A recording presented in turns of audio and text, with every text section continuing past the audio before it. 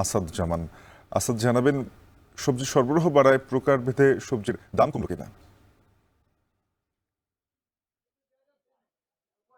শাফিন, আপনি যেমনটি বলছিলেন, আমি এখন রয়েছি মানিকগঞ্জ ভাটবাউর সবজির আড়তে। একেবারে ভোর থেকে কিন্তু এখানে ক্রেতা বিক্রেতা সরগরম হয়ে উঠেছিল এই সবজির আড়তটি। তো প্রচুর পরিমাণ সবজি সরবরাহ আমরা এই আড়তে দেখতে পেয়েছি, যার কারণে কিন্তু সপ্তাহ ব্যবধানে প্রায় প্রতিটি সবজিতে কিন্তু 10 টাকার মতো কমেছে বলে আমাদেরকে বিক্রেতারা জানিয়েছেন। তবে আজকের বাজার দর সম্পর্কে যদি একটু বলতে চাই, যে ফুলকপি প্রতি কেজি বিক্রি হচ্ছে 50 টাকা, মূলা 20 টাকা, লাউ, দেশি লাউ যেটা সেটা প্রতি পিস বিক্রি হচ্ছে 50 টাকা, মিষ্টি কুমড়া 35 টাকা, ধনিয়া পাতা 60 টাকা কেজি, এবং পটল যেটা সেটা 40 টাকা কেজিতে বিক্রি হচ্ছে।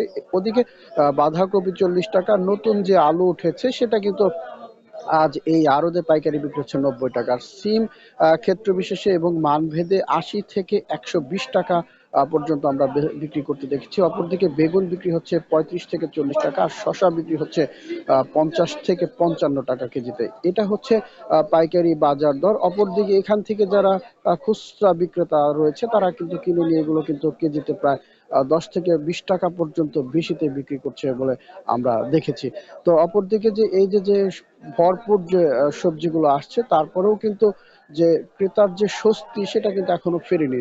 তো বিক্রেতাদের সাথে কথা বলেছি, তারা আমাদেরকে জানিয়েছেন সপ্তাহ দুয়েকের মধ্যেই কিন্তু সবগুলো সবজির দাম আরো কমে আসবে। সেটা কিন্তু দেখা গিয়েছে যে প্রায় আরো 10 থেকে 15 টাকা কমে আসলেই কিন্তু যে শীতকালীন সবজির যে একটা ইমেজ, সেটা কিন্তু ক্রেতা যারা রয়েছে তারা কিন্তু পাবে বলে আমাদেরকে বিক্রেতারা জানিয়েছেন। এই যে সবজির আড়ত, এই আড়তে প্রতিদিন প্রায় 60 থেকে 70 লাখ টাকার মতো সবজি বেচা কেনা হয় বলে আমাদেরকে বিক্রেতারা বা আড়তদাররা জানিয়েছেন।